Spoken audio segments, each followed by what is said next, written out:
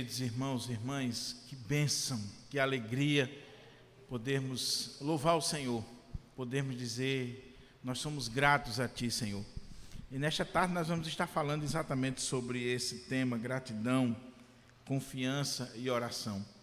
Nós estamos numa série de mensagens expositivas na carta de Paulo aos Filipenses. E eu queria convidar você a abrir a sua Bíblia na carta de Paulo aos Filipenses, capítulo 1. Semana passada nós iniciamos esta série de mensagens na carta aos Filipenses e estivemos considerando o capítulo 1, versos 1 e 2, o prefácio e a saudação desta carta. E hoje, com a graça de Deus, nós estaremos vendo a primeira perícope dessa carta, após o prefácio e a saudação, que vai do versículo 3 até o versículo 11. Filipenses capítulo 1, verso 3 ao 11. Nesta série de Filipenses, eu estou usando a Nova Almeida atualizada. Não estou usando aqui a Bíblia do púlpito, que é a ARA, A Almeida Revista e Atualizada. Estou usando a Nova Almeida atualizada. Então, vamos ler a palavra do Senhor e pedir ao Senhor que nos ajude, que nos oriente, que nos edifique com a sua santa e maravilhosa palavra. Diz assim a palavra do Senhor.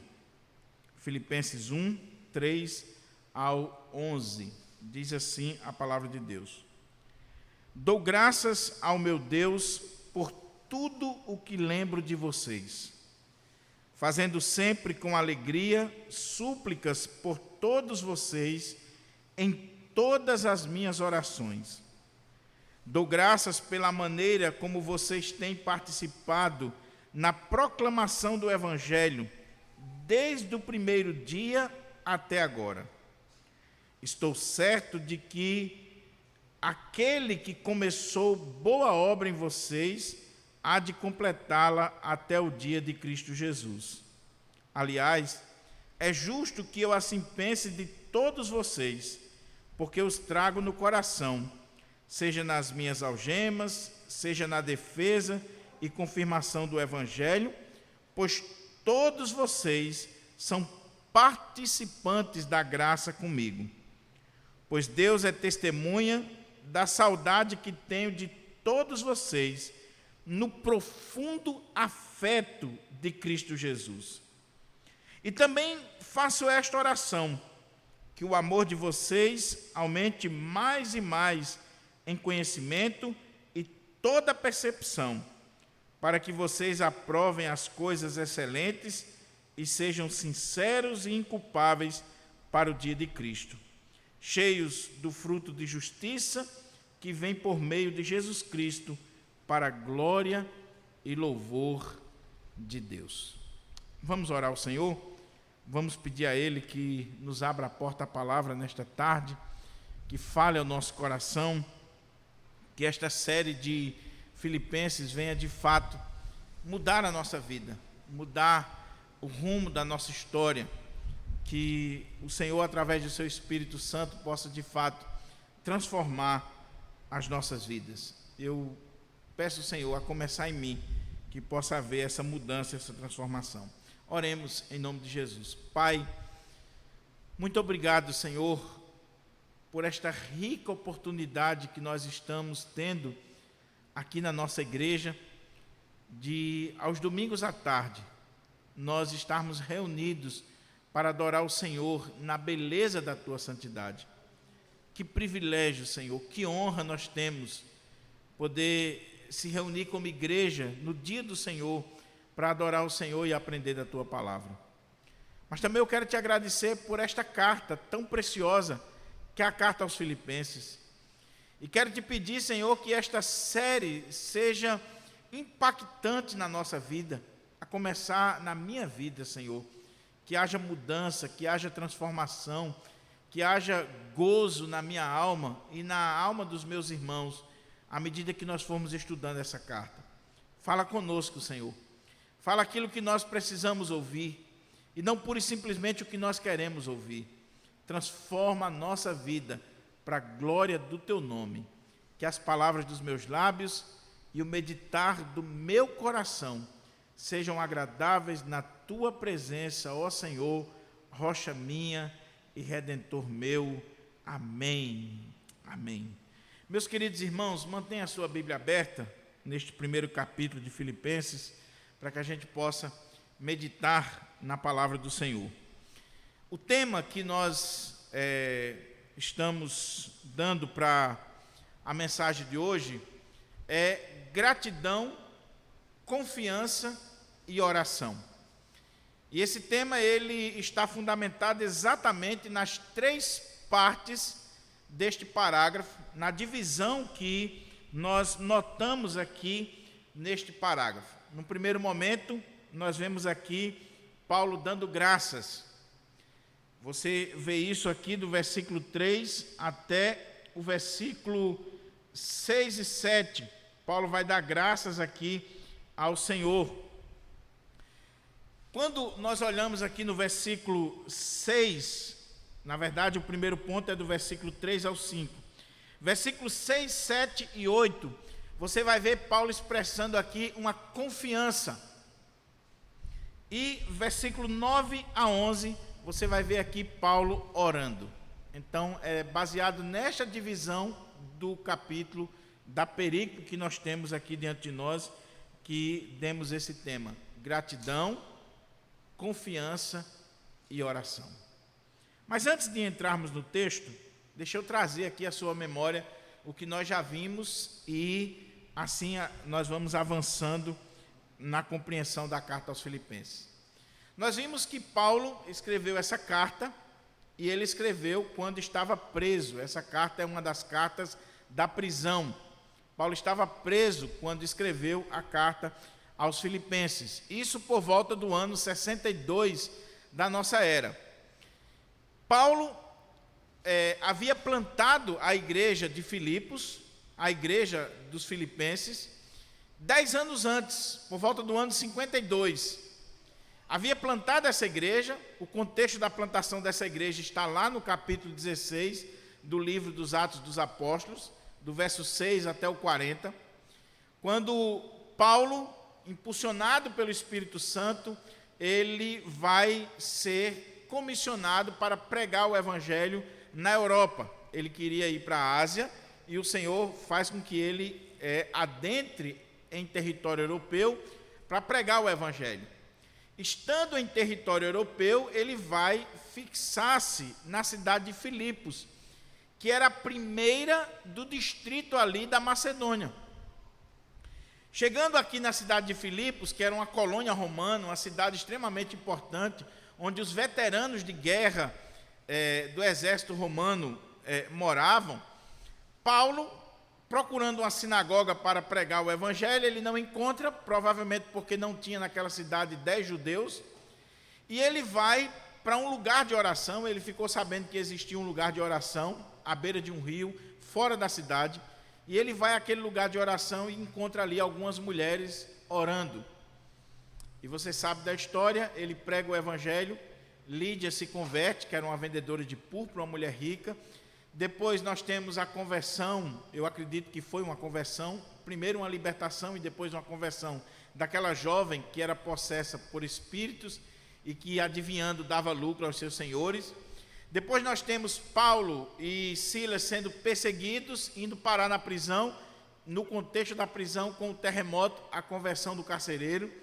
E aí, após ser liberto da prisão, Paulo volta à casa de Lídia, conforta os irmãos e vai embora. Passaram-se 10 anos, Paulo sempre teve contato com essa igreja. Alguns pais da igreja mostram que Paulo escreveu outras cartas à igreja de Filipos. Quando nós olhamos o texto de Filipenses, nós vemos que Paulo manteve sim contato com aquela igreja. Aquela igreja mandava donativos para Paulo, ajuda financeira para Paulo, mandou por mais de uma vez, e agora eles estão mais uma vez enviando uma oferta para Paulo na prisão. Mandaram Epafrodito, que alguns entendem que era o líder da igreja, um dos pastores daquela igreja, bispo, presbítero daquela igreja. Epafrodito chega na prisão, traz para Paulo aquela oferta da igreja de Filipos, fala como é que estava a igreja, de toda a situação, e Paulo agora manda Epafrodito de volta, após um período que ele adoeceu, com essa carta tão preciosa, cujo tema é alegria. Então, nós vemos aqui o contexto da carta, mas o ponto é que entre a plantação da igreja e a carta que nós temos em mãos, passaram-se 10 anos, em média 10 anos. E a pergunta é, como estava o coração de Paulo e como estava o coração daquela igreja? Aquela igreja não esqueceu Paulo, aquela igreja mandava ofertas para Paulo, aquela igreja se preocupava com Paulo. E como estava o coração de Paulo em relação àquela igreja? Aí entra, de fato, o texto que nós lemos. Nós vimos aqui a questão da autoria, dos destinatários, a saudação. E se você perdeu essa mensagem, você pode acompanhar aí no canal da nossa igreja, e está sendo montada uma playlist, você pode acompanhar a mensagem anterior. Então, com isso em mente, com esse pano de fundo histórico da carta, esse contexto, nós vemos aqui exatamente esses 3 pontos: gratidão, confiança e oração. Após a saudação e o prefácio da carta, geralmente Paulo expressa nas suas cartas um voto de gratidão. Isso era comum nas cartas antigas. Quando se escrevia uma carta, você primeiro se identificava, você falava sobre os destinatários, você trazia uma saudação para os destinatários e depois tinha aqui uma palavra de gratidão.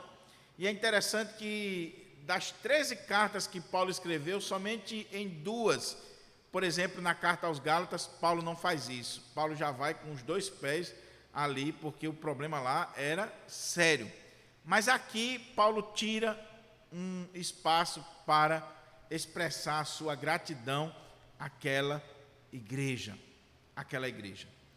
Isso aqui é fundamental para nós, meus irmãos, porque a carta de Paulo aos Filipenses talvez seja a carta, junto com 2 Coríntios, que mais revela para nós o coração e a alma do apóstolo Paulo, que mais fala sobre esse interior do apóstolo Paulo, a sua alma, as suas emoções, o seu coração. Steve Lawson, no comentário dele de Filipenses, nesse parágrafo aqui, ele deu como tema pele grossa, coração mole.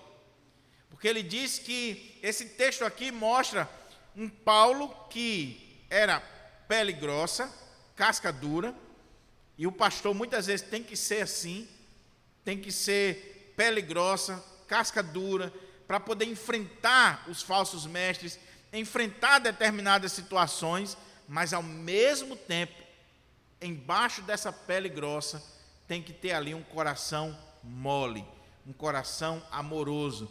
Ele tem que ser duro com o falso mestre, com o falso ensino, e ele tem que ser amável, afável, amigo, carinhoso com as ovelhas. E aqui nós vemos esse Paulo, que muita gente olha para ele só como um camarada intransigente, arrogante, ou um camarada extremamente grosso, né, de uma pele grossa, mas Paulo aqui é um homem amoroso, um homem de um coração grande, de emoções maravilhosas na presença do Senhor. Então vamos ver aqui o primeiro ponto, e à medida que a gente for expondo, nós vamos tirando lições para a nossa vida.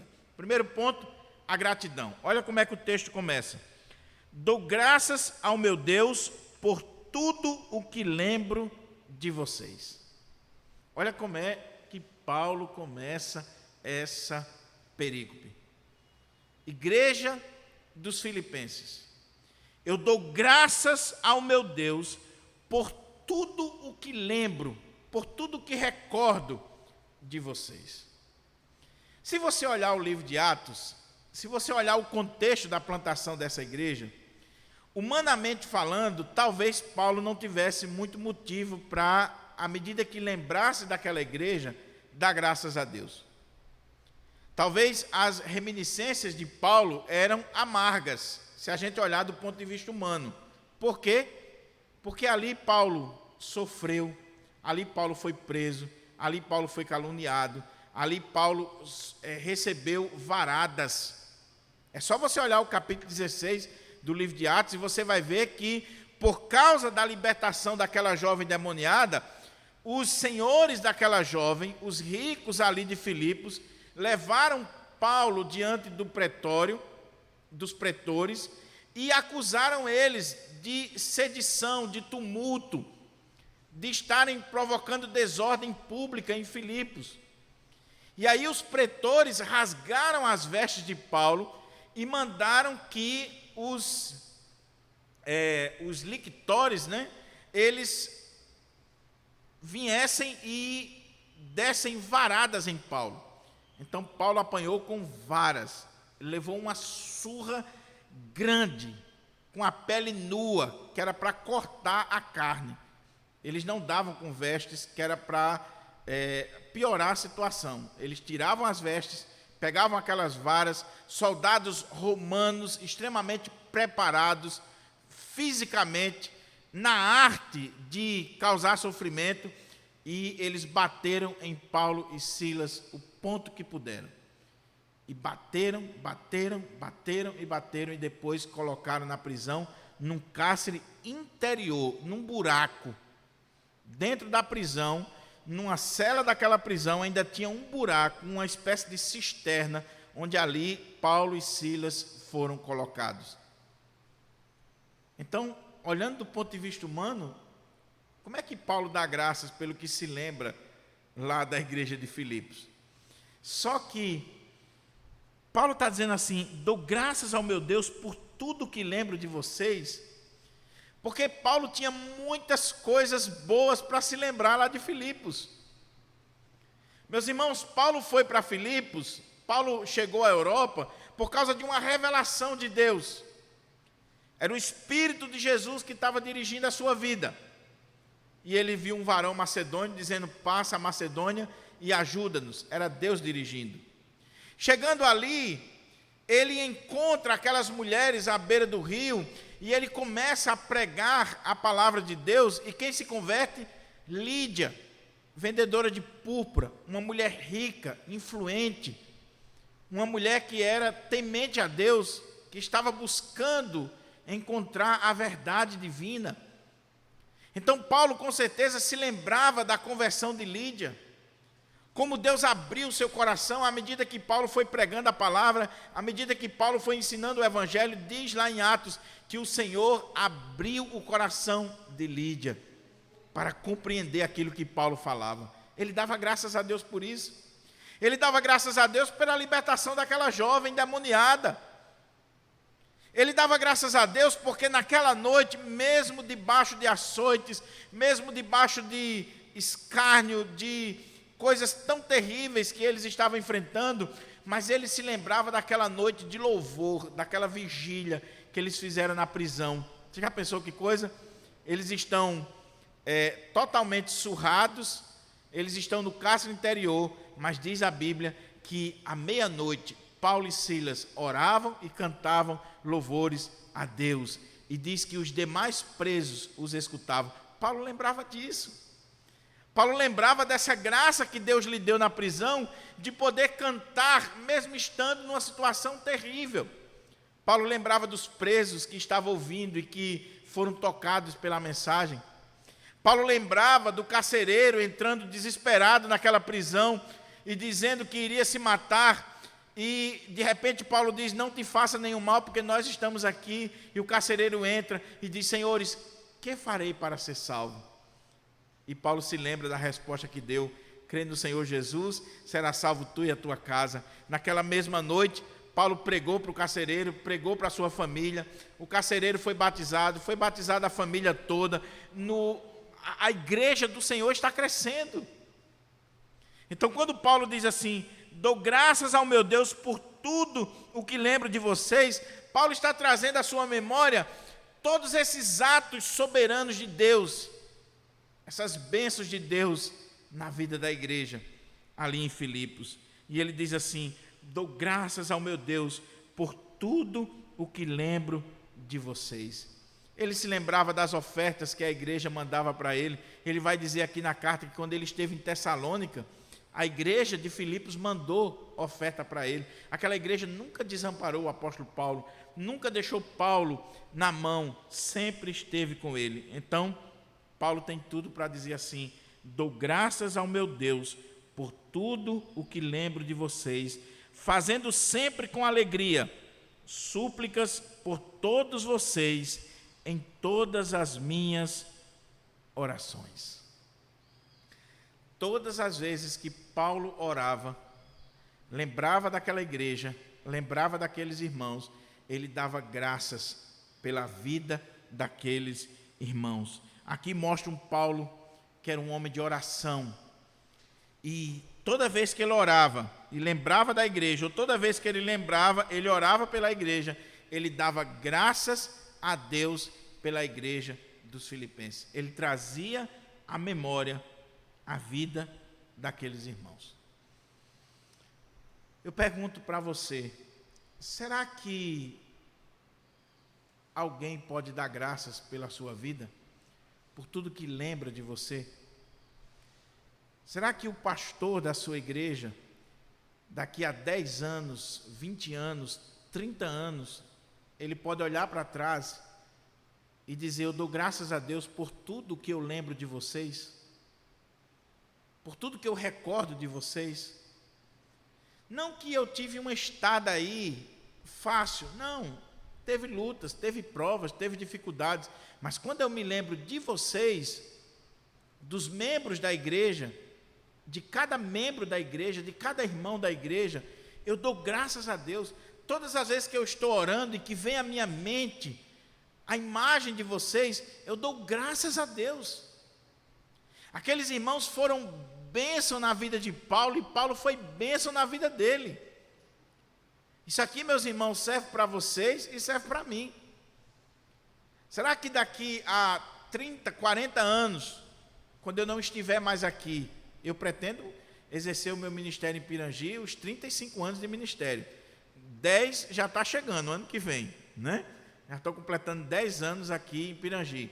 Mas eu quero completar os 35, se o Senhor me der graça e saúde, e a igreja também,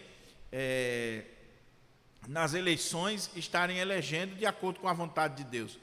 Mas será que após a minha jubilação, a igreja do Pirangi vai dizer assim: nós damos graças pelo pastor, por tudo que nós lembramos dele, por tudo que nós vivenciamos, pelas mensagens, pelos aconselhamentos, pela maneira como ele cuidou da igreja, pela maneira como ele enfrentou determinadas lutas aqui? Eu dou graças a Deus. Então a palavra serve para você e serve para mim. Agora, veja o que Paulo está dizendo aqui, meus irmãos, porque é fundamental. Esse texto aqui, cada palavra é uma riqueza, é um mundo, é uma mina. Olha o que ele diz: dou graças ao meu Deus por tudo que lembro de vocês, fazendo sempre com alegria súplicas por todos vocês em todas as minhas orações. Dou graças pela maneira como vocês têm participado na proclamação do Evangelho, desde o primeiro dia até agora. Quem tem a versão Almeida, revista atualizada, está aí a palavra cooperação. Talvez, se você tiver outra versão que trabalha mais a explicação do texto, vai estar aí comunhão ou koinonia. Porque a palavra que Paulo utiliza aqui e que foi traduzida na Almeida atualizada e aqui como cooperação ou participação, a palavra que aparece aqui no original é koinonia, que nós entendemos como comunhão. E qual é o ponto aqui, meus irmãos? Quando a gente fala de comunhão na igreja, de koinonia, o que é que vem à nossa mente? Qual é a primeira coisa que vem à nossa mente? Ah, irmãos, a igreja aqui está precisando ter mais comunhão. Então vamos fazer um café, vamos fazer um jantar, vamos fazer um evento, vamos promover alguma coisa para melhorar a comunhão da igreja. Ah, vamos criar aqui uma pelada, um jogo de bola, para que os homens tenham mais comunhão, interajam. Geralmente, quando a gente pensa em comunhão, a gente pensa nesse tipo de expediente. E eu não estou dizendo que essas coisas não promovam em determinado aspecto, comunhão. Mas a palavra comunhão, koinonia, que Paulo utiliza, ela é muito mais profunda do que isso. Talvez essas coisas, elas possam ser reflexo daquilo que Paulo está dizendo. Mas ela é muito mais. A palavra koinonia, comunhão, que na área diz assim, cooperação ou participação, é uma palavra que era usada para um acordo comercial. Quando duas pessoas faziam um acordo, quando duas pessoas entravam numa sociedade, isso era koinonia. Então, eu fiz um acordo com o André. Nós entramos em sociedade e nós temos um objetivo em comum. Nós abrimos uma empresa. Ou seja, nós criamos um laço de comunhão e uma comunhão extremamente profunda, porque nós montamos uma empresa junto. Isso é comunhão. E quando Paulo está dando graças aqui pela igreja de Filipenses, dos Filipenses, ele diz assim: dou graça pela maneira como vocês têm participado, ou cooperado, ou como vocês têm tido comunhão comigo na proclamação do Evangelho, desde o primeiro dia até agora. Por que que Paulo está dando graças por aquela igreja? Ele lembra de tudo que aconteceu naquela igreja, e ele está dando graça porque aquela igreja, por isso que a Nova Almeida colocou, aquela igreja é parceira de Paulo na proclamação do Evangelho. Eles têm koinonia, comunhão, eles cooperam, eles são parceiros na proclamação do Evangelho. E veja o que Paulo está dizendo aqui, desde o primeiro dia até agora. 10 anos se passaram e aquela igreja não esfriou no pacto, na aliança, na comunhão que eles tinham com Paulo na proclamação do Evangelho. Por isso que Paulo está dando graças.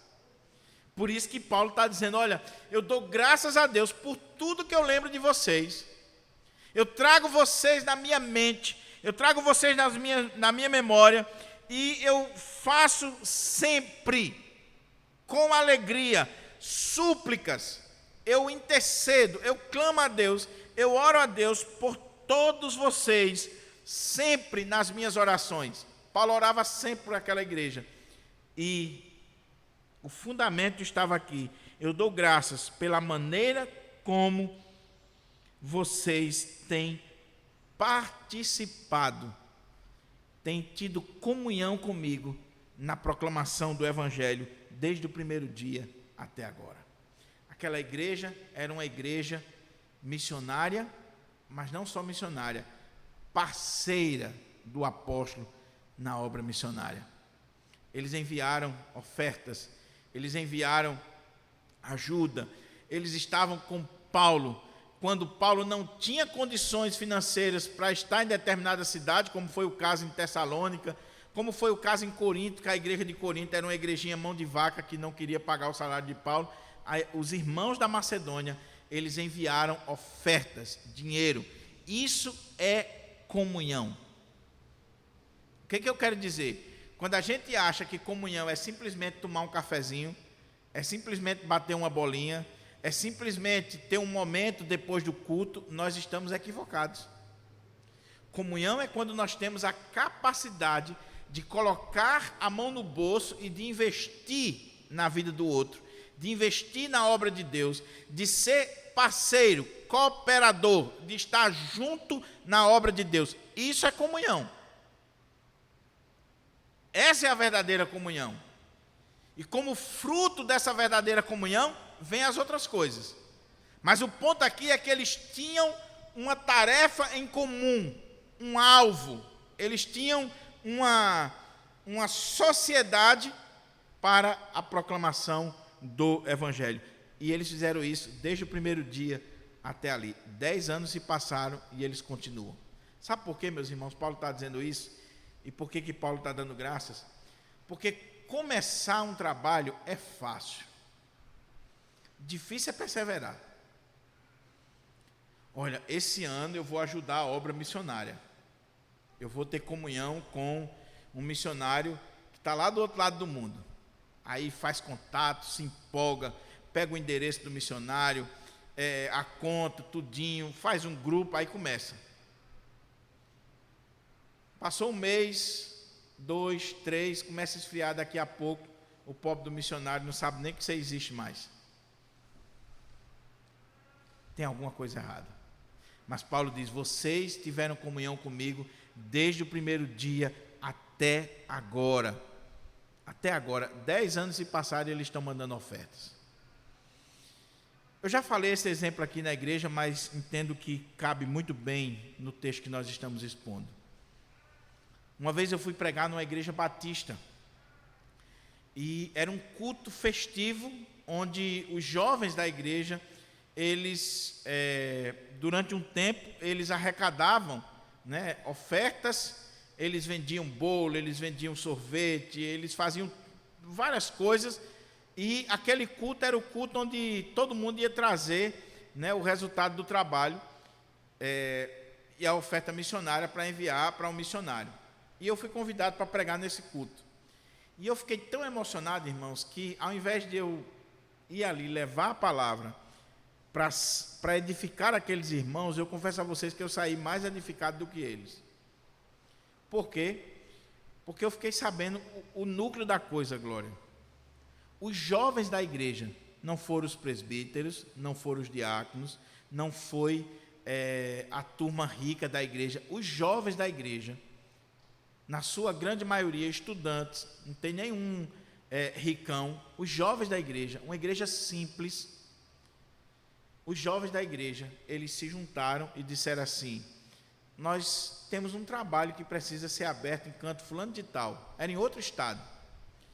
E tinha um casal de jovens da igreja, recém-casado, que eram missionários, se colocaram como missionários para ir plantar. Os demais disseram, vocês vão e a gente sustenta. 30 e poucos jovens. E eles vendiam sorvete, eles vendiam açaí, eles faziam gincana, eles tinham bazar, eles vendiam bolo na porta da igreja, eles saíam vendendo as coisas. Eu estou falando de uma realidade aqui em Natal, de uma igreja batista. Tá certo? Para sustentar esse casal de missionários em outro estado. Então, todos os meses eles bancavam o salário e eles ainda bancavam uma oferta para a obra missionária. Isso é comunhão. E veja que essa verdadeira comunhão que aqueles jovens tinham, essa parceria, essa cooperação no Evangelho, produzia também o cafezinho, o bolo, o momento junto, de oração, de leitura da palavra, de comunhão ali, de uma sociabilidade entre eles. Promovia, porque eles tinham que se juntar, eles tinham que fazer o bolo, eles tinham que vender, um tinha que cobrar. Está entendendo? Então, é isso que Paulo está dizendo aqui.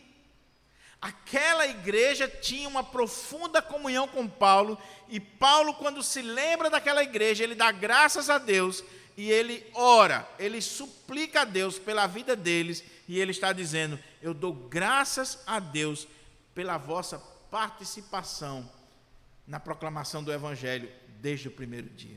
Então, aprofunde mais um pouco o seu conceito de comunhão, a sua visão de comunhão, que deve ir muito além do cafezinho e do bate-papo depois do culto.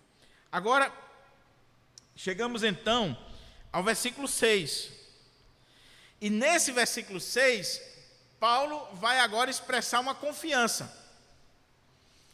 Ele falou da gratidão, ele deu graças a Deus pela vida daqueles irmãos, e agora Paulo vai expressar confiança, certeza sobre a vida daqueles irmãos. Olha como é que ele diz: estou certo de que aquele que começou boa obra em vocês há de completá-la até o dia de Cristo Jesus. Aliás, é justo que eu assim pense de todos vocês, porque os trago no coração, seja nas minhas algemas, seja na defesa e confirmação do Evangelho, pois todos vocês são, olha mais uma vez aí, participantes da graça comigo, pois Deus é testemunha da saudade que tenho de todos vocês no profundo afeto de Cristo Jesus. Agora, após dar graças, Paulo vai manifestar aqui essa certeza, essa confiança inabalável na obra de Deus na vida dos filipenses. E o versículo 6, meus irmãos, é o versículo chave desse capítulo e talvez de toda a epístola aos filipenses. Principalmente para nós que somos reformados, calvinistas, esse versículo 6 aqui, você deveria ter decorado, na ponta da língua. Porque esse versículo 6 aqui expressa toda a teologia reformada, assim, em poucas palavras. Em poucas palavras. Olha como é que ele diz. Estou certo, ele tinha uma confiança, ele estava certo, ele não tinha dúvida de que aquele que começou boa obra em vocês há de completá-la até o dia de Cristo Jesus. Opa, que coisa interessante. Paulo lembrava-se daquela igreja. Paulo dava graças a Deus por aquela igreja. Paulo orava e suplicava por aquela igreja. E Paulo estava agradecendo a Deus pela comunhão que tinha com aqueles irmãos. E ele diz, e eu estou certo, eu me alegro, eu fico feliz e eu estou certo de que aquele que começou boa obra em vocês há de completá-la até o dia de Cristo Jesus. O que Paulo está dizendo aqui é extremamente importante. Primeiro, Paulo está dizendo que o que aconteceu em Filipos não é obra de homens, é obra de Deus. Aquele que começou boa obra em vós há de completá-la até o dia de Cristo Jesus. A obra de conversão, de salvação, de regeneração, não é uma obra de homens, não é uma obra humana, é uma obra de Deus. É Deus quem faz essa obra. É Deus quem começa e é Deus quem completa. Dr. Martin Lloyd Jones, pregando nesse texto, e ele tem 2 sermões só nesse versículo. E ele dizia assim, não existiria uma igreja sequer, ou uma conversão sequer, se não fosse obra exclusiva de Deus.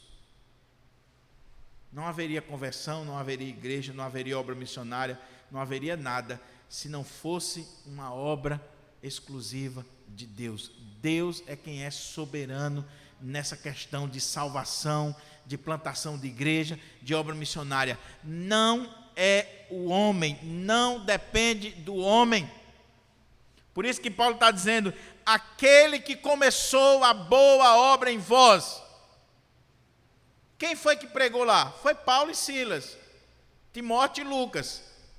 Mas Paulo vê além dos obreiros, vê além dos missionários. Ele vê que aquela obra é uma obra de Deus e não do homem. Foi o Senhor quem começou e é o Senhor quem vai completá-la até ao dia de Cristo Jesus. Esse texto aqui, como eu disse, meus irmãos, a gente poderia parar e fazer um sermão só nele, porque ele mostra exatamente essa doutrina da soberania de Deus, da eleição, da predestinação, essa obra maravilhosa de Deus na salvação do homem. É o Senhor, eu estou certo, eu não tenho dúvida, eu estou certo de que aquele que começou boa obra em vós há de completá-la até o dia de Cristo Jesus. Ele está falando aqui da soberania de Deus, da eleição, da predestinação, da perseverança dos santos. Ele está falando aqui que a obra de salvação é de Deus. E por que é de Deus? Porque foi em Deus que tudo isso começou e é nele que continua e nele se completa. Nós vamos perseverar até o fim. Perguntaram para Dr. Shedd: Dr. Shedd, o homem perde a salvação? Aí ele disse: depende de quem salvou. Se foi outro homem que salvou, perde. Se foi uma obra sua, perde. Agora, se foi de Deus, o homem não perde a salvação. Aquele que começou boa obra em vós, há de completá-la até o dia de Cristo Jesus. Se a obra que aconteceu na minha vida, na sua vida, na nossa igreja, na nossa região, é uma obra de Deus, Ele vai completá-la até o dia de Cristo Jesus. Então, pense nisso. Creia nisso. Esteja certo disso, como Paulo está aqui. Agora, Dr. William Barclay, que foi uma das maiores autoridades em questão de língua original, língua grega, no seu comentário, que infelizmente não existe em português, existe uma tradução na internet, só existe em espanhol, ele diz que esse versículo 6, ele é muito interessante para a gente entender por que Paulo dá graças, por que Paulo está feliz, e para a gente entender essa obra de Deus, essa obra preciosa de Deus. Por quê? Olha como é que diz o versículo aqui, olhe de novo para a sua Bíblia. Estou certo de que aquele que começou boa obra em vós, ou seja, Deus, há de completá-la até o dia de Cristo Jesus. E aí, Dr. William Barclay, ele diz que a palavra aqui, obra, e essa palavra aqui, completar, quando você olha a raiz da palavra na língua grega, o que Paulo está utilizando aqui, eram palavras usadas nos sacrifícios aos deuses. Então, o que é que Paulo estaria dizendo aqui? Paulo está pregando uma palavra do contexto litúrgico, sacrificial da época, e ele está dizendo, olha, aquele que começou o sacrifício, ele há de completá-lo até o dia de Cristo. Qual é a imagem que Paulo está pintando aqui para nós e para aquela igreja? Nós somos, meus irmãos, o sacrifício agradável a Deus, como diz lá em Romanos, que nós devemos apresentar os nossos corpos como sacrifício santo, vivo e agradável a Deus. O que Paulo está dizendo aqui é que aquele que começou a apresentar esse sacrifício, que é Deus, ele vai completar esse sacrifício até o dia de Cristo Jesus. É Ele que está fazendo, é uma obra dele. Ou seja, nós somos esse sacrifício que está sendo oferecido até o dia de Cristo Jesus. Então, é uma obra completa, cabal, não tem como dar errado, porque não é um sacrifício que está sendo apresentado por homens, é um sacrifício que está sendo apresentado pelo próprio Deus. E nós somos essa oferta que está sendo feita pelo Senhor. Então, nós vemos aqui essa perseverança, essa soberania de Deus na salvação do homem. Por isso que esse versículo é tão importante. Agora, veja como a palavra de Deus ela é completa. Olha o que Paulo diz aqui. Estou certo de que aquele que começou boa obra em vocês há de completá-la até o dia de Cristo Jesus. Aliás, é certo, é justo que eu assim pense de todos vocês, porque os trago no coração, seja nas minhas algemas, seja na minha defesa e confirmação do Evangelho, pois todos vocês são participantes da graça comigo. Opa! Paulo está dizendo assim, olha, eu estou certo de que aquele que começou a boa obra em vocês há de completá-la até o dia de Cristo Jesus. Ou seja, aquele que está fazendo o sacrifício, ele vai levar esse sacrifício até o final, vai completá-lo.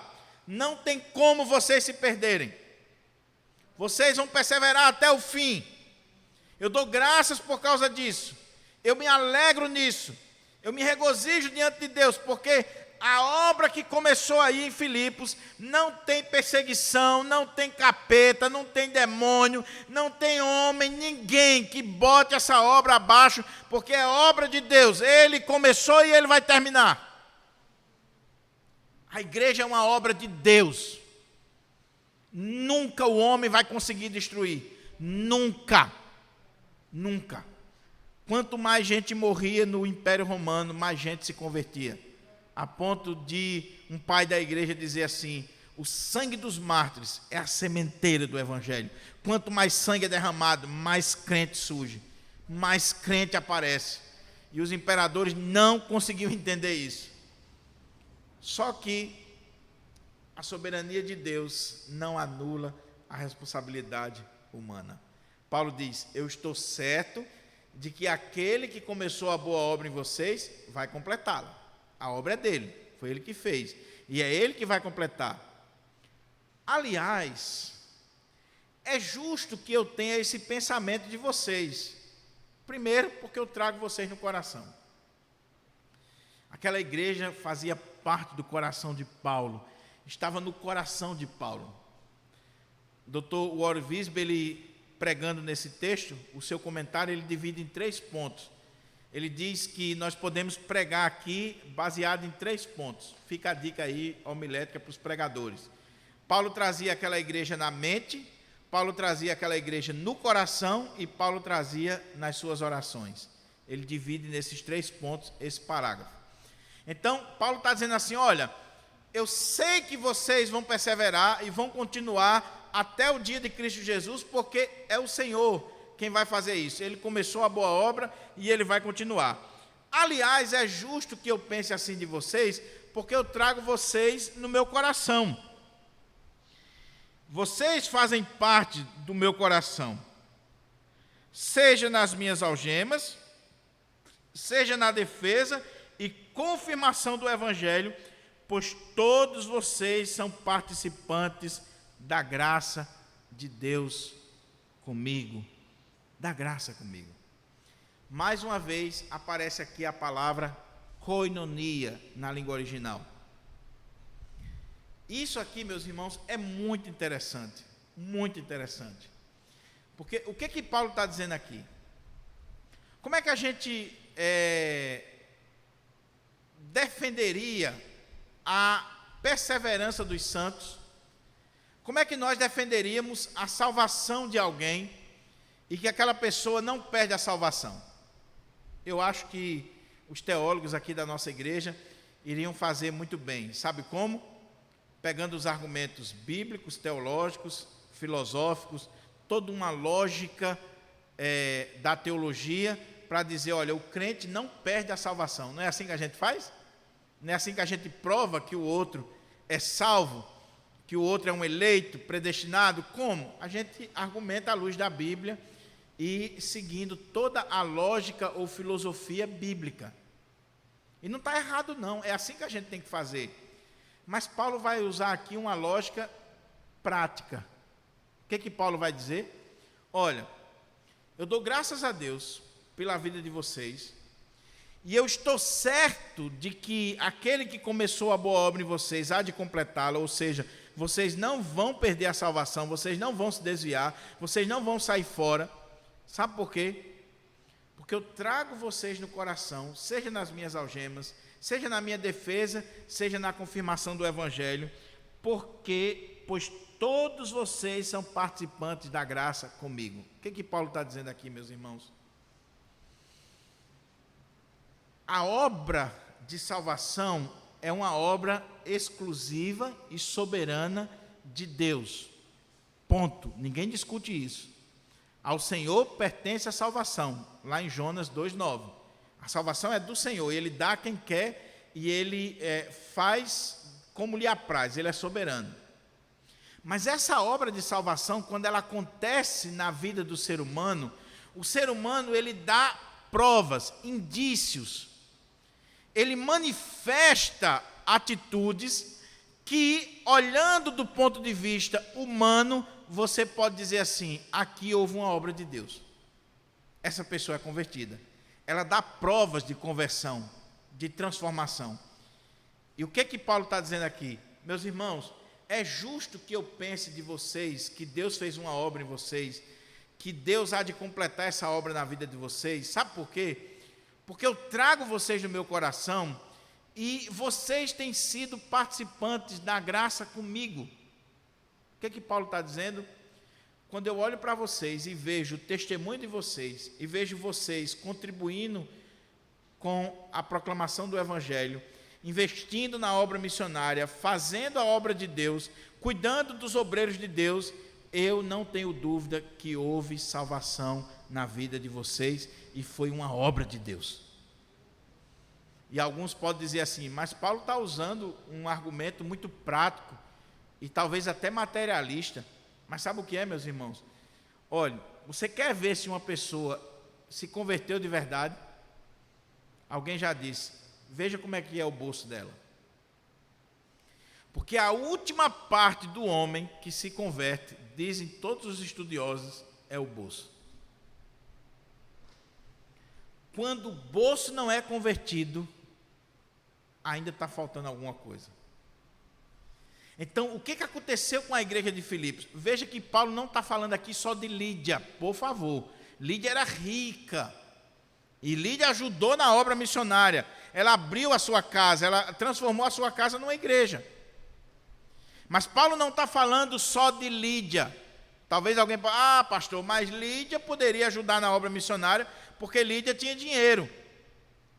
Paulo está falando da igreja de Filipos, de todos os irmãos. Dou graças a Deus quando me lembro de todos vocês. E vocês participam na graça do Evangelho comigo. Vocês têm coinonia, vocês investem no reino de Deus. Todos os irmãos. Ele vai dizer na carta aos Coríntios, a graça que foi dada à igreja da Macedônia, que na sua profunda pobreza abundou em misericórdia. Paulo havia levantado uma campanha de ofertas para a igreja de Jerusalém, que estava pobre, e os irmãos da Macedônia, dessa igreja aqui, dessa região, pobres, eles rogaram a Paulo pelo privilégio de participar da campanha financeira. E Paulo disse, olha, da profunda pobreza deles, eles abundaram em graça e misericórdia. Isso, para Paulo, era um sinal de que eles eram crentes convertidos, eleitos, predestinados, salvos e que perseverariam até o fim. Por quê? Porque, como eu disse, a última parte a se converter do homem é o bolso. Tem gente que se converte. Estou convertido, pastor. Sou crente em Jesus. E aí canta que é uma benção, prega que é uma benção, mas é mão de vaca, miserável. Não ajuda na obra de Deus, não ajuda na obra missionária, não investe nos obreiros de Deus, na casa de Deus. Então, eu não quero saber quantos livros de R.C. Sproul você leu, eu não quero saber se você faz curso de teologia, se você tem mestrado, doutorado, eu não quero saber se você consegue falar sobre as doutrinas reformadas, eu quero saber como é o seu coração em relação à obra de Deus. Você investe na obra de Deus? Você tem amor pela obra de Deus? Essa é uma das provas de que realmente houve salvação na sua vida. Pense nisso, meu querido. E se você está aqui ou você está me assistindo, e você é crente, ou pelo menos se diz crente, mas você não é um dizimista fiel, um ofertante fiel, você não investe na obra de Deus, por favor, se olhe no espelho e veja se realmente você não está se enganando. Eu sempre costumo dizer, meus irmãos, questão de dízimos e ofertas é questão não só de fidelidade a Deus, mas às vezes, desculpa a expressão, até de vergonha na cara. Sabe por quê? Porque você vem para a igreja, aí você tem na igreja um pastor que está pregando a palavra e ele é assalariado da igreja. Então tem alguém pagando o pastor para pregar para você. E você está ouvindo de graça. Você desfruta de um ambiente que outros estão pagando, que contribuíram e contribuem. Água, luz, zeladoria, banco, som, tudo aqui é pago. Tudo isso aqui envolve dinheiro. Tudo isso aqui envolve dinheiro. Não venha com esse negócio de espiritualizar tudo, não. É preciso dinheiro. Se não pagar a conta de luz, corta. Se não pagar a internet, corta. Não tem transmissão. Se não tiver dinheiro para comprar câmera boa, computador, cabos, só um cabo de internet, só um cabo para colocar a câmera para o computador, um cabo bom mesmo é em torno de R$600. Então envolve dinheiro. E aí os irmãos da igreja são dizimistas, são ofertantes e estão contribuindo. E você é o bonitão, a bonitona que chega no domingo, senta, olha se o banco está com poeira, né? Reclama. Se a transmissão está legal, se o ministro de louvor está cantando bem, se o pastor está pregando bem, se o pastor está usando paletó ou não, se a roupa do pastor está combinando ou não, mas você mesmo não contribui com nada. Tem alguma coisa errada com você. Porque se houve na sua vida essa obra de Deus, essa graça de Deus na sua vida, você quer ver a obra de Deus crescendo, prosperando, desenvolvendo, e você sempre faz o melhor para com a obra de Deus. Para com a obra de Deus. Por que na sua casa pode ser um piso de porcelanato e na igreja não? Por que na sua casa pode ter os melhores eletrodomésticos e na igreja tem que ser coisa furreca? Por que no seu escritório tem que ser poltrona de luxo, de couro, e na igreja tem que ser banco de madeira? Por quê? Por que na sua casa, o forro da sua casa é um forro de primeira, com iluminação de primeira, e na igreja tem que ser de qualquer maneira? A gente precisa abrir a nossa cabeça, e a gente precisa entender que se houve uma transformação na nossa vida, nós vamos dar provas. Como? Amando os nossos irmãos e investindo na obra de Deus. Aquela igreja amava Paulo, e por amar Paulo, ela investia na vida de Paulo. Ela contribuía com Paulo. Paulo está preso, 10 anos se passaram, Paulo está preso em Roma, vários quilômetros de distância. E aquela igreja chamou o irmão, e olha que era difícil naquela época, viagem, perigos, tudo isso. Aquela igreja escolheu um irmão, levantaram uma oferta e disse assim: leva para Paulo essa oferta. Levaram donativos para Paulo, oferta para Paulo. A gente precisa, meus irmãos, acordar, porque nós estamos vivendo um cristianismo muito água com açúcar nos nossos dias. Eu fico triste, por exemplo, quando eu vejo algumas religiões aí, que eu não vou citar o nome, mas, por exemplo, religiões que creem que a salvação é pelas obras. Aí você vai ver, quando eles doam alimento, eles não dão quilo, eles dão cesta básica completa. Quando eles vão doar roupas, eles não doam roupas que está marcada com ferro de engomar, está rasgada ou toda poída, como muitas vezes a gente faz no bazar da igreja. Eles dão roupas novas. Quando fazem o melhor, porque acreditam que estão sendo salvos por aquela prática. E muitas vezes na igreja, por não ter essa noção, mas deveria ser exatamente mais zelosa ainda, essas pessoas vão e dão de qualquer maneira. Eu aprendi com minha mãe. Meu filho, eu era criança quando o Senhor me chamou, e minha mãe ia me dar a oferta para levar para a igreja. Ela escolhia a nota mais nova, a melhor nota, que não tivesse suja, que não tivesse rasgada, que não tivesse amassada, porque ela dizia: isso aqui é para o Senhor, é para depositar na casa do Senhor. E ela me dava notas e olha, essa aqui é sua, essa aqui é para a igreja, leve lá. Tem que ser o melhor. E quando a gente faz isso, meus irmãos, nós estamos dando sinais de que houve uma obra de Deus na nossa vida. Eu louvo a Deus, meus irmãos, porque tem pessoas, olha, tem pessoas que quando se converte, quando há realmente uma transformação, você vê isso aqui acontecer. Gente que investe na obra de Deus, gente que dá a vida pela obra de Deus. Tem um irmão, eu não vou citar o nome porque ele não me autoriza a citar, mas tem um irmão, há poucos dias eu estava conversando com ele na minha casa, chorando assim diante de mim. Sabe por quê? Ele estava chorando pelo privilégio de contribuir.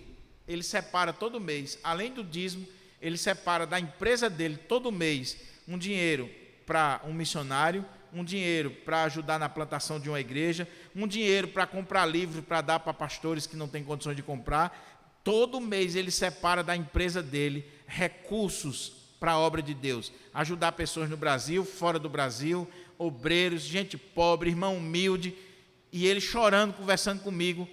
Esse irmão veio deixar uma oferta para Diego, e ele chorando, conversando comigo, diz assim: pastor, olha, quanto mais eu dou, quanto mais eu invisto no reino de Deus, mais o Senhor me dá de volta, mais o Senhor tem abençoado a minha vida, e isso é o mínimo que eu tenho que fazer, o mínimo. E você olha assim e diz: meu Deus, aqui houve uma obra realmente do Espírito Santo de Deus na vida desse homem. Porque cá entre nós, o dinheiro é um ídolo, não é não? E talvez seja o maior ídolo da história da humanidade, é o dinheiro. E esse não é um problema de rico não, viu, meu irmão? Não é só de rico não, não venha com essa história de dizer, não, isso aí é um problema dos ricos. Pelo contrário, às vezes quanto mais pobre, mais idólatra do dinheiro, mais miserável. Então Paulo manifesta essa certeza por aqueles irmãos: eu estou certo de que aquele que começou a boa obra em vocês há de completá-la. E aliás, é justo que eu pense isso de vocês. Sabe por quê? Eu trago vocês no coração e eu lembro da participação de vocês na graça comigo, na proclamação do Evangelho, na obra de Deus. Vocês investem na obra de Deus, filipenses. E isso é uma prova de que vocês são salvos em Cristo Jesus. Aí ele diz: pois Deus é testemunha da saudade que tenho de todos vocês no profundo afeto de Jesus Cristo.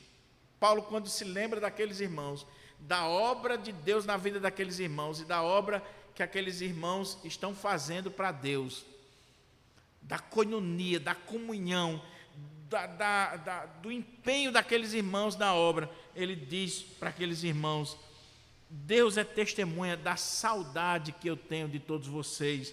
E aqui diz assim: pois Deus é testemunha da saudade que tenho de todos vocês no profundo afeto de Cristo Jesus. Talvez na versão que você tem entranhados afetos, né? E a Nova Almeida traduziu assim, fica mais chique. Porém, o que Paulo está dizendo é: eu trago vocês no coração, e eu tenho saudade de vocês, e eu tenho um profundo, um entranhável afeto por todos vocês. Ou seja, a expressão que aparece aqui é as tripas, eram as entranhas. Ou seja, quando Paulo orava, quando Paulo se lembrava, quando Paulo dava graças por aqueles irmãos, Paulo tinha saudade daqueles irmãos até as entranhas, as tripas. Era um profundo afeto que ele tinha com aqueles irmãos. É porque na época de Paulo, quando você amava muito uma pessoa, você dizia assim: eu te amo até as tripas. Olha que declaração de amor maravilhosa. Já pensou, Débora? O rapaz chegar para você e dizer assim: Débora, eu te amo com todas as minhas tripas, até as tripas. Meu Deus do céu. Mas é porque quando você sente qualquer emoção, a parte que afeta primeiro é aqui. Então dá aquele frio, né? Dá aquela... Não pode aprofundar mais não, que fica complicado. Mas é aqui, a emoção aparece aqui. Então eles iam entranhados afetos. Esse amor e essa saudade que eu tenho de todos vocês. Meus irmãos, você não fica encantado com isso aqui não? Um pastor e uma igreja que desfrutam de um amor, de entranhados afetos, de uma comunhão profunda, por causa de um alvo em comum, que é a proclamação do reino de Deus, o Evangelho do Senhor Jesus Cristo. É possível um pastor ter isso com a igreja? Sim, é possível. Quando existe um objetivo em comum, quando todos estão olhando para Cristo, quando todos estão apontando exatamente para a obra do Senhor. E aí, para a gente concluir, vem a oração de Paulo.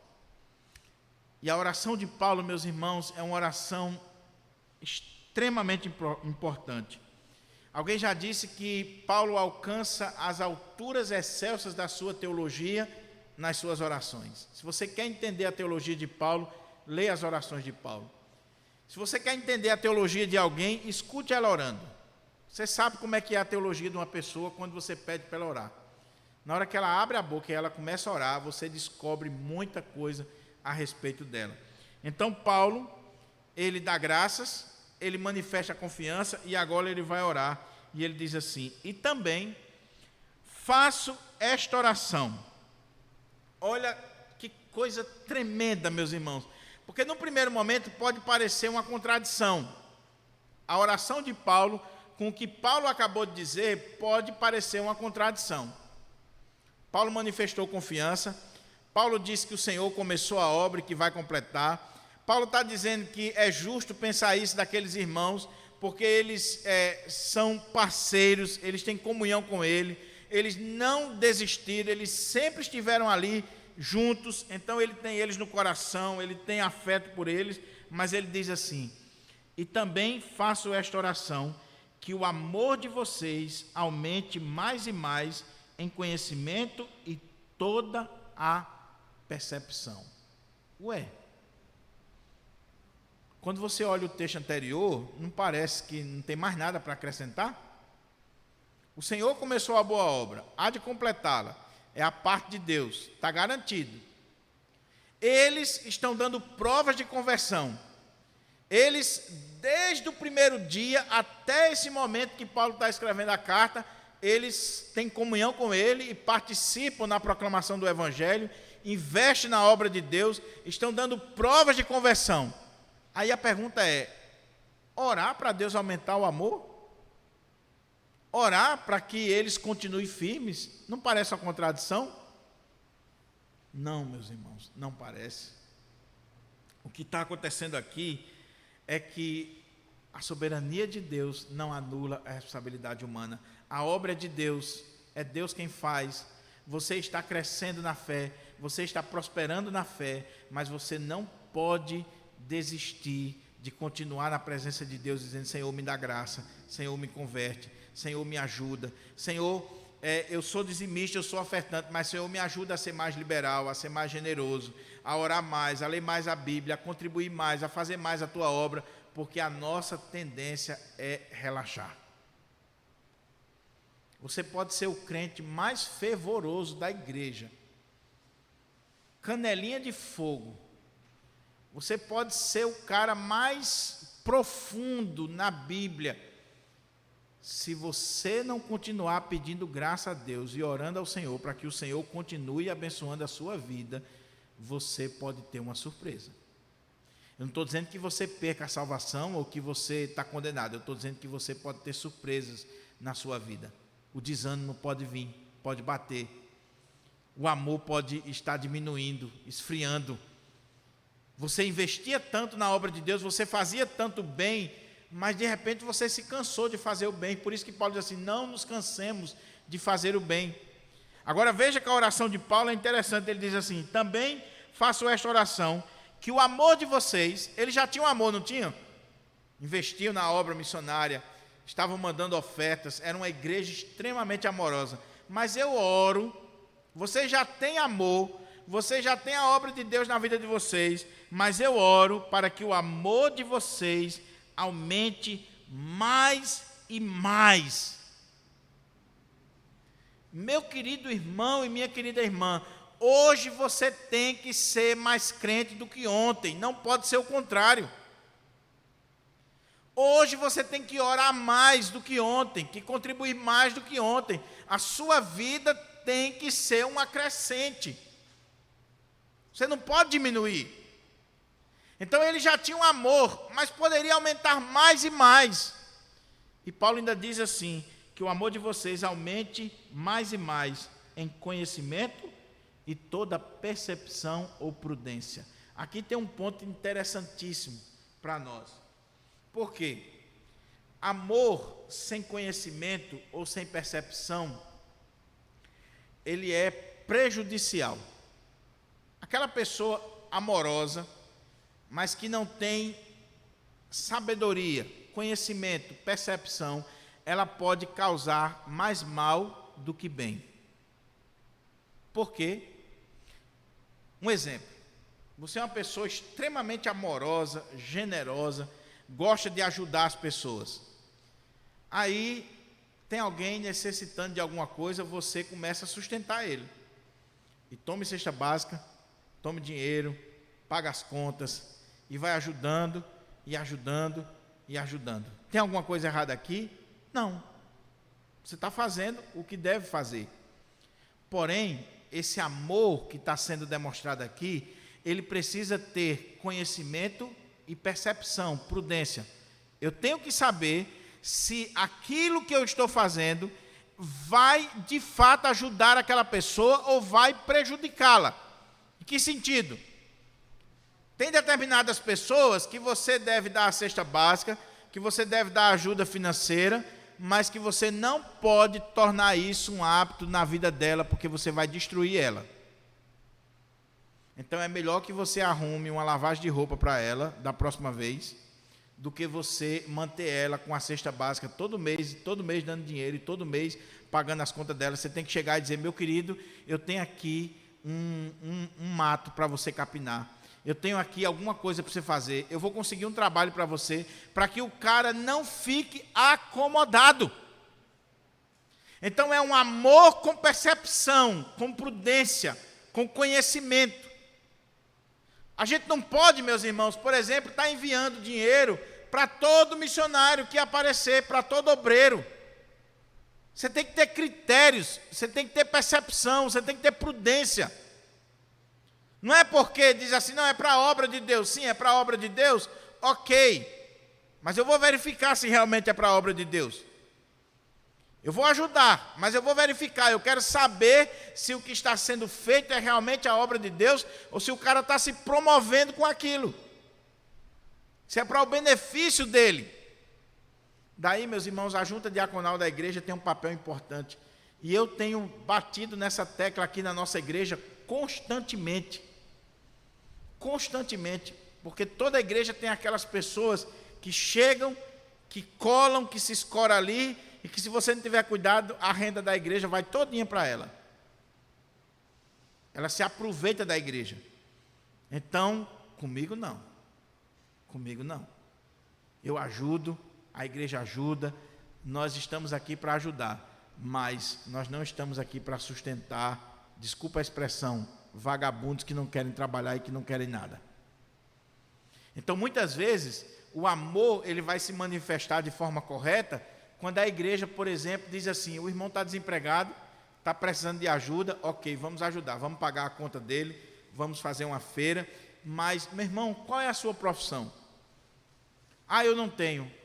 Pronto, a igreja vai pagar um curso profissionalizante para você aprender a fazer pintura, consertar ar-condicionado, fazer qualquer coisa. A igreja vai pagar para você. Ah, não posso, não quero. Tchau e bênção. E não conte mais comigo, não. Não venha mais pedir nada aqui, não.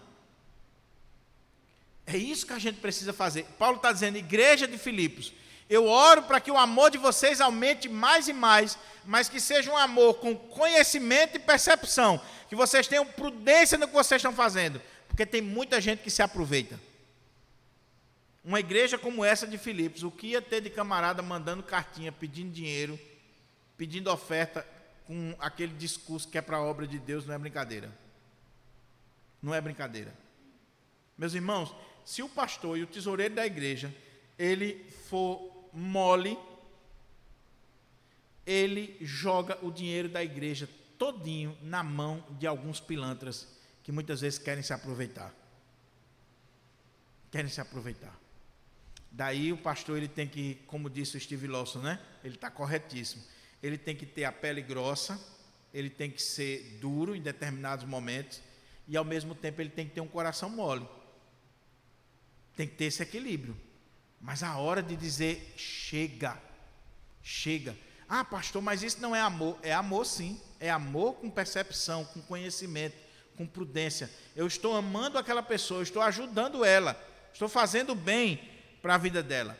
No primeiro século, por exemplo, havia a prática das igrejas hospedarem os obreiros, os missionários, os apóstolos. E quando você lê, por exemplo, o documento chamado Didaquê, que é um dos primeiros documentos da história da igreja. Lá no Didaquê, tem uma regra que, se fosse aplicada hoje, era uma bênção. No Didaquê diz assim: se alguém chegasse em uma igreja, em uma determinada comunidade cristã, dizendo que era um apóstolo, o Didaquê foi escrito ainda na época dos apóstolos, ou um pregador, um profeta, um homem de Deus, então a igreja deveria acolher ele e cuidar da melhor forma possível. Casa, comida, tudo. Mas ele só podia passar 3 dias naquela comunidade. Depois de 3 dias, a igreja tinha que chamar ele e dizer assim: e aí? Como é que vai ficar? Você vai arrumar um trabalho? Nós temos aqui alguma coisa para você fazer. Não, eu estou aqui na bênção, estou esperando no Senhor. Na bênção você vai embora agora, meu querido. Saia. Ah, não, eu quero trabalhar, mas eu não tenho profissão. A igreja vai ajudar. E se o cara chegasse e pedisse dinheiro para ele, dizia: é um falso profeta. Se pedir para ele, é falso profeta. Se pedir para outra igreja, para a obra de Deus, é um homem de Deus. Verifique. Agora, se pedir para si, o dinheiro é para ele, falso profeta. Calvino aplicou isso em Genebra. Quem estuda o pensamento econômico e social de Calvino, aprende isso. Lá em Genebra, você chegava, você encontrava refúgio. Mas você tinha comida, você tinha roupa, você tinha abrigo, você tinha tudo. Mas passou uns dias, você tinha que fazer alguma coisa em Genebra, algum trabalho. Se você não tivesse profissão, Calvino criou ali os cursos profissionalizantes. Se você não quisesse, você era expulso da cidade. E talvez, isso não é amor, é amor com conhecimento e com prudência. E Paulo está orando, e eu oro por Pirangi também nesse sentido. Aí ele diz assim: para que vocês aprovem as coisas excelentes e sejam sinceros e inculpáveis para o dia de Cristo, cheios do fruto de justiça que vem por meio de Jesus Cristo, para a glória e louvor de Deus. Eu oro para que vocês cresçam mais em amor, para que vocês invistam mais na obra de Deus, para que vocês sejam sinceros, inculpáveis, para que vocês aprovem as coisas excelentes, para que vocês estejam até aquele dia de Cristo Jesus. Eu oro por vocês, eu intercedo a Deus pela vida de vocês, para que vocês cada dia mais aprovem as coisas excelentes e sejam sinceros e inculpáveis para o dia de Cristo. Há contradição aqui? Não há. Paulo está orando e pedindo para que eles venham a ser aquilo que eles já eram. Eles já eram santos, eles já eram sinceros, eles já eram inculpáveis, eles já haviam experimentado as coisas excelentes, eles já estavam preparados para o dia de Cristo, porque aquele que começou a boa obra haveria de aperfeiçoá-la até aquele dia, mas Paulo continua pedindo a Deus que essa graça venha permanecer na vida deles. Da parte de Deus, ok. Da minha parte, eu continuo orando, eu continuo lendo a Bíblia, eu continuo me santificando, eu continuo contribuindo, eu continuo fazendo a obra de Deus, porque a soberania de Deus não anula a responsabilidade humana. Eu concluo com algumas perguntas só para nossa reflexão. Primeiro, meu querido irmão e minha querida irmã, se alguém escrevesse uma carta para a igreja que você é membro, essa pessoa teria condições de dar graças por tudo que lembra de você? Se o seu pastor, o presbítero, o diácono, a dirigente da sociedade interna escrevesse uma carta, ele poderia dar graças pela sua vida? Ou ele teria vergonha ou coisas ruins a falar a seu respeito? Meu querido, não seja pedra de tropeço na casa de Deus. Não seja instrumento de discórdia, de confusão, de problema na casa de Deus. Às vezes, não tem como continuar junto, eu sei disso. É preferível que você saia, é preferível que você vá para outra comunidade, mas não prejudique a obra de Deus.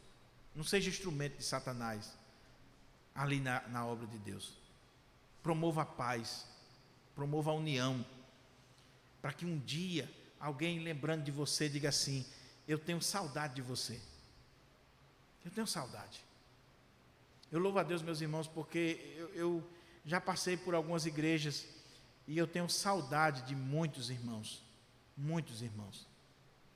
Se eu fosse escrever uma carta para aquela igreja, eu diria assim: eu dou graças por tudo que eu lembro de vocês.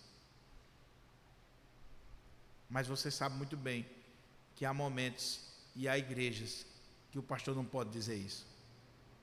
Pelo contrário, talvez ele diga: eu tenha alívio depois que eu saí daí. Eu tenho alívio depois que eu deixei de ser pastor dessa igreja.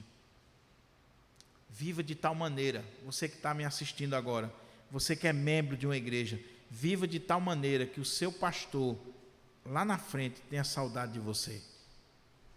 Mas você, pastor, eu que sou pastor, nós precisamos imitar o apóstolo Paulo. Amarmos as ovelhas de Deus a tal ponto delas não terem dúvida de que nós somos homens de Deus, que queremos o bem dela, que nós não estamos aqui para se aproveitar dela. Porque não adianta a igreja ser amorosa, a ovelha ser uma ovelha que gosta do pastor, quando o pastor é um pilantra, um lobo, que só quer viver da lã e da gordura das ovelhas, mas não se importa com as ovelhas, não cuida das ovelhas, não chora pelas ovelhas. Você, pastor, que está assistindo esse vídeo, quantas vezes você se levantou de madrugada para orar pelas suas ovelhas? Quantas vezes você deu graças a Deus pelas suas ovelhas? Quantas vezes você intercedeu por elas? Orou de verdade, não é no púlpito não, é lá no seu quarto. Você orou por cada irmão da igreja. Uma das lembranças mais vivas que eu tenho do meu primeiro pastor era ver o meu pastor ajoelhado e orando, e ele citava nome por nome dos membros da igreja, e eram mais de 200. E ele citava: Senhor, abençoa o irmão fulano, a esposa dele, fulana de tal, o filhinho dele, Senhor, fulano de tal. Só faltava citar o cachorro e o papagaio, mas ele citava todo mundo assim. E era uma oração demorada. E eu dizia assim: meu Deus, se um dia eu for pastor, eu queria tirar um fino nisso aí. E como eu preciso melhorar. Como eu preciso melhorar. Pastor Enoque, que até hoje é meu pastor. Às vezes, há poucos dias atrás, por exemplo, eu abri o WhatsApp, estava uma mensagem do pastor Enoque, um áudio. Aí pastor Enoque dizendo assim no WhatsApp: Diogo, bom dia, meu irmão, com a graça e a paz do Senhor. Eu estava aqui fazendo minha devocional, lembrei de você, e eu queria orar por você. Fez uma oração, cantou um hino, leu um texto da Bíblia, e orou mais uma vez pela minha vida. Eu chorei com aquilo. Então, é preciso existir essa relação entre pastor e igreja. A gente precisa disso. Mas a outra coisa, meu amado irmão, você tem dado provas de que há uma obra de Deus na sua vida, de que você é crente. E eu queria levantar esse aspecto. São muitos, mas quanto você investe na obra de Deus? Vamos lá, a turma calvinista que está me assistindo aqui, os calvinistas de plantão, a turma do R6 Pro, John MacArthur, Augusto Nicodemos, a turma aí dos blogs, da internet. Calvinista primeira, vamos lá, Calvino ensinava de que você deve ganhar o seu dinheiro com honestidade, trabalhar bem mesmo, ganhar muito dinheiro, e você deveria investir em você, na sua família e na obra de Deus. Você tem feito isso? Ou o seu dinheiro é só para você, para trocar de carro, para enfeitar a casa, para gastar consigo, mas a obra de Deus, no máximo, você dá o dízimo. E quando dá o dízimo, já acha que fez coisa demais. Já dei meu dízimo esse mês, agora a igreja se vire, vive do jeito que quiser. Vamos aprender a investir mais na obra de Deus. Quando foi a última vez que você comprou uma Bíblia para dar de presente a alguém? Quando foi a última vez que você mandou uma oferta para alguém? Quando foi a última vez que você investiu numa igreja simples, pobre, que está começando e precisa de ajuda? Quando foi a última vez que você olhou assim e disse: eu posso fazer mais alguma coisa, eu posso investir mais?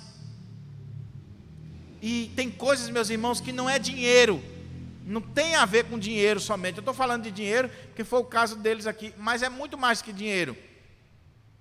Giovana e Anne, por exemplo, começaram aqui a transmissão dos cultos, sem dinheiro, sem ter o conhecimento completo do assunto, mas diante da pandemia, com um celularzinho, né, Giovana? Lá em casa, na sala lá de casa, apanhando, a gente fazia errado, dava errado aqui e acolá, da Silva do lado ajudando, o tesoureiro investindo ali. O que precisar está aqui, porque precisa um tesoureiro que tem visão da obra de Deus. Então nós fomos para o Alecrim comprar cabo, comprava um cabo, botava, não dava certo, aí via no YouTube, vai outra coisa, vai outra, até chegar aonde nós chegamos. Ainda precisa melhorar muito. Mas foi preciso 2 jovens da igreja dizer assim: eu estou aqui, eu quero fazer. Tem jovens aqui da igreja transcrevendo os meus sermões. E daqui uns dias vai estar os livrinhos aí dos sermões sendo distribuído e vendido para abençoar a igreja. São coisas que você pode fazer, coisas que você pode ajudar. A irmã Jeane aqui da igreja, junto com outras jovens aqui da igreja, vamos trabalhar todo o layout da igreja, tudo aquilo que envolve a mídia da igreja, vamos trabalhar. É o meu dom, o meu talento, vou ajudar no boletim da igreja quando voltar. Muita coisa, invista na obra de Deus, faça a obra de Deus. Não sei fazer nada, coloque seu carro à disposição para levar um obreiro para a congregação para fazer a obra do Senhor. Faça igual aquele irmão que o pastor foi pregar no interior e quando chegou, era uma congregação do sítio, quando ele foi no caminho, o rio estava de barreira a barreira. O negócio estava complicado. E aí o pastor disse: e agora, como é que eu passo? Não vai dar para passar. E aí o irmãozinho foi, arregaçou aqui a calça e disse assim: pastor, pode subir na minha cacunda. Ele disse assim: você é doido? Pastor, pode subir na minha cacunda, eu posso me molhar e me sujar, o senhor tem que chegar lá bonito para pregar a palavra. Pode deixar. Levou o pastor na cacunda, para o pastor não se molhar e não se sujar, para pregar o evangelho de Deus. Por último, ore como o apóstolo Paulo, ore pela sua igreja, ore pelo seu pastor, ore pelos seus irmãos, interceda. A obra de Deus precisa de intercessores, meus irmãos. Quando você estiver na sua casa, quando você acordar de madrugada, olha, eu aprendi uma coisa: quando nós acordamos de madrugada, perdeu o sono, não vá fazer outra coisa não, ore. Deus está querendo que você fale com Ele. Então ore pelo seu pastor. Senhor, abençoa o meu pastor. Senhor, faz com que ele cresça mais e mais. Faz com que ele se aprofunde mais na palavra, para pregar a tua palavra. Senhor, repreende os pecados que ele tem, Senhor. Santifica mais ele. Senhor, abençoa a nossa igreja. Aumenta a nossa igreja, Senhor. Abençoa as finanças da nossa igreja. Salva pessoas na nossa igreja. Senhor, traz um avivamento na nossa igreja. Nós precisamos orar uns pelos outros, meus irmãos. Na hora de criticar, nós somos ávidos. E de orar. E de dobrar os joelhos. Mas por último, dê graças pela igreja do Senhor. Com todos os defeitos que a igreja tem, e a igreja de Filipos tinha, viu? Não pinte um quadro da igreja de Filipos como uma igreja perfeita, não. Paulo está dando graças, Paulo está falando tudo isso, mas vai chegar um momento aqui que Paulo vai dizer assim: rogo a Evódia e a Síntica que pensem concordemente no Senhor. Tinha 2 irmãzinhas da Safra, eu era da UMP, não sei, que o Paulo estava cantando ali, as 2 irmãzinhas. Havia alguns irmãos ali que estavam pregando Cristo simplesmente com a motivação errada. Havia um problema ali que estava começando a surgir de desunião. Por isso que Paulo está orando por aquela igreja, dizendo: Senhor, abençoa, mas Ele também dá graças. Eu termino dizendo isso para você. Você tem dado graças por Pirangi? Pirangi tem muitos defeitos, meus irmãos, a começar do pastor. Quando chega um visitante aqui, olha que igreja boa, que igreja maravilhosa. Eu digo: o problema dessa igreja aqui é só o pastor. Começa no pastor. Mas Pirangi é a igreja de Deus, é a igreja do Senhor Jesus. E foi o Senhor quem colocou você aqui, foi o Senhor quem lhe trouxe. É aqui que o Senhor quer que você cresça, que seus filhos cresçam, que sua família seja edificada. Então é aqui que você tem que investir. É aqui. Esqueça a igreja do outro. É aqui. Se Deus lhe chamou aqui, é aqui que o Senhor quer lhe ajudar, lhe abençoar. E é aqui que o Senhor quer que você seja bênção na vida de outras pessoas. Então dê graças a Deus pela igreja, com todos os problemas. Sabe por quê? Se você sair daqui e for para outra, talvez você vai encontrar mais problemas. E se não encontrar, quando você entrar, chegou um problema. Que Deus abençoe os irmãos, que Deus nos agracie, que Deus nos alimente mais e mais com a sua palavra. Vamos ficar de pé para a gente, nós vamos cantar